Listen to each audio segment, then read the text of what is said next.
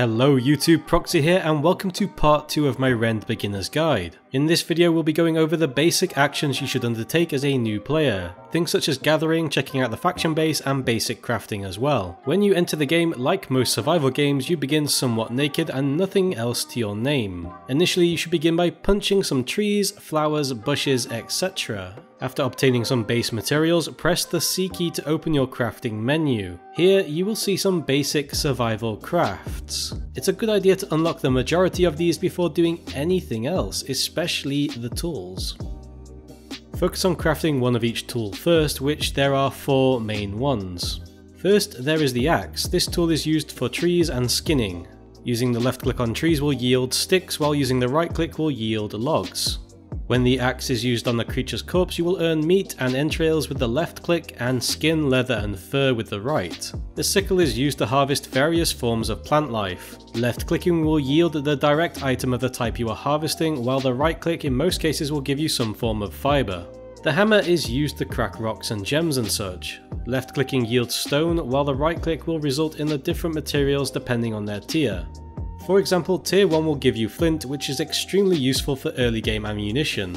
And finally, the pickaxe is used on metals and ores of various kinds. I often see a lot of new players attempting to mine stone using their pickaxes, and then they seem very confused as to why they're not getting any resources whatsoever. So remember, pickaxe for metals, hammer for stone. You might also notice while gathering there will be some floating blue spirits or souls, and you can collect these by hitting them with any gathering tool at your disposal. They are important, so collect all of them that you see.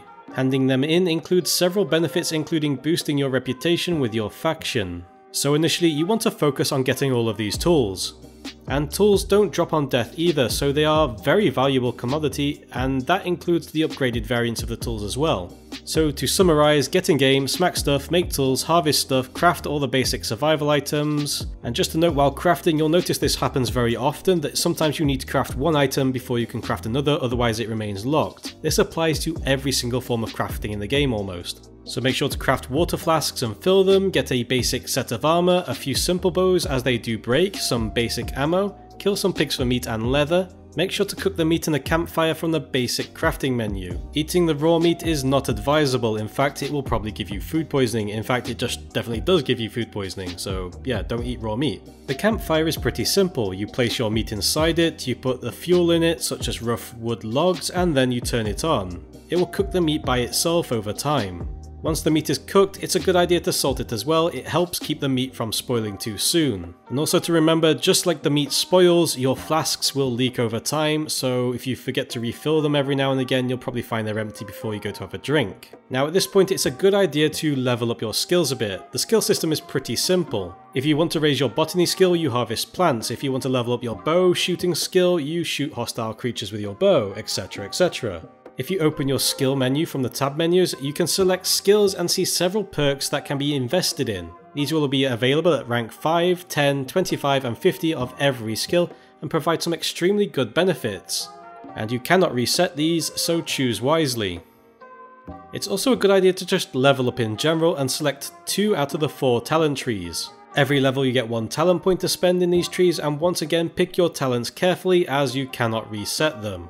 Assassin is great for PvP, PvE and travelling around both quickly and sneakily. Mystic is useful for taming and some group utility skills. And Warlord is great at just being tanky, general use for PvP and PvE. Pathfinder is an amazing gathering, utility, survival and travelling tree.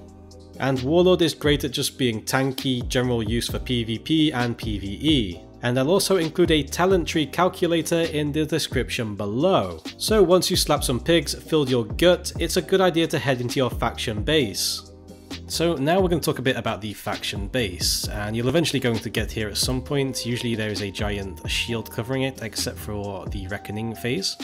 And inside the base of every faction should be somewhat the same, though the layout might be slightly different, the walls might be different, etc, etc. So in this case we have the Adventurer's Workshop is the first thing you'll notice you have here, and you'll be able to craft your light armor, medium armor and heavy armor, as well as various types of weapons, gear and ammo. This is quite an important station and you'll probably be visiting it quite a lot. Moving on, we have a tannery rack where you can tan things, as well as textile fabrics to make the higher tier fabrics and low tier fabrics. A lot of this can be automated. You can just put the crafting materials in, put the stage 2 on, and queue up a load of recipes and it will just craft by itself. Next we have the forge, similar concept. You put materials in, you choose what you want to craft, and you just kind of switch it on, but you'll need fuel for this particular one. And that's just wood logs or whatever you can get your hands on. In this corner, this should be pretty much static for every faction base. This will be your research totems or research pillars. You can take the sparks, these things, the sparks of genius and such, and use them on the corresponding totem. I think sparks of genius is mysticism, I believe. You'll be able to invest in various types of research, which will unlock new technologies for your faction to use, which is incredibly useful and incredibly important. Next we have a faction stash, which allows you to have a little bit of a personal storage area to store things that you might want to keep hold of, because a lot of these chests can be accessed by quite literally anyone, including new players. There are also trusted chests, which you can find on the ledge somewhere. there is trusted chests. Oh yeah, here we go. A large trusted chest here, for example, and you need to be of a certain reputation to access those. So particularly if you want to stop noobs accessing, some important items and only people who actually contribute to your faction, you can put some trusted chests down, and it'll limit who can actually access those. Next to the thing on our base, we have there's actually a stonefire oven in between. And this is used to cook various types of food, so I can cook rotted fruit soup, which sounds friggin' delicious, right? But yeah, you can make some food. It usually lasts a bit longer than just normal poorly cooked food, and will come with some added benefits, usually. Nothing too impressive, but it's still nice to have. The mortar and pestles will allow you to create a variety of potions. Once again, you can craft up or queue up the materials. You put the materials in here, and you'll queue up whatever potion you want, and just click on and it will craft by itself. You can go and back to whatever you were doing previously. This is the Mystic Sanctuary. Now, you're going to get to a point in this game where you're going to need better tools, and because the tooltips in a lot of places haven't been updated correctly, you might find that the tools are actually crafted here. And I highly recommend crafting tools as soon as you can get them, because even if you die, you will keep the tools on you.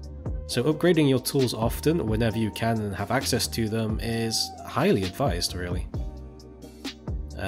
Beyond this, we have things like the sawmill, which helps make building materials. Once again, automated process, you can just put the materials in and click go. Same with the stone cutter workbenches, pretty much work in the same way. Then you'll have the construction yard, which is used for constructing the similar buildings which I have just shown you, including fortifications, chests, siege weapons, your personal base materials as well, and doors and other kinds of things, just for building up bases.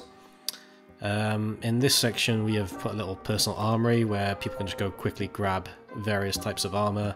In case of PvP and whatnot, there's just stuff ready to go, all labeled with correct names, as well as just a shit ton of chests. Whenever you get to a faction base, you'll just notice there is an absolutely large amount of chests, and we've actually gone to the effort of naming all these chests, so you can designate where to drop all your stuff off. It's a good idea to keep things I'll ignores and never throw anything away that might be useful, because even things like boar tusks, which you might deem kind of useless, or actually have plenty of uses.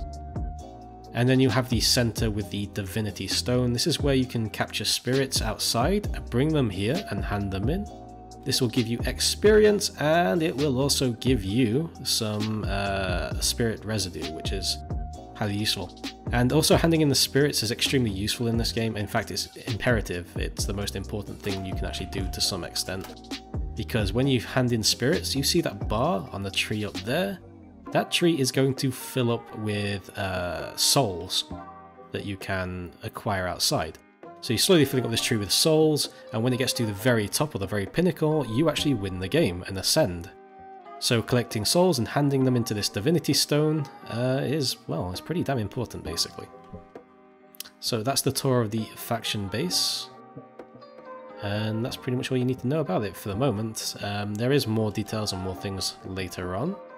The design of your faction base might be completely different. This is something we slapped up quickly, but when we try again on the release, we are probably going to do a much bigger and better and revised version of this base, because this one wasn't particularly optimal.